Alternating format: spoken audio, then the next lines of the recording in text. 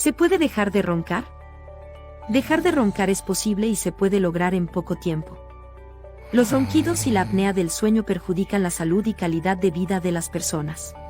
¿Qué ocurre cuando roncamos?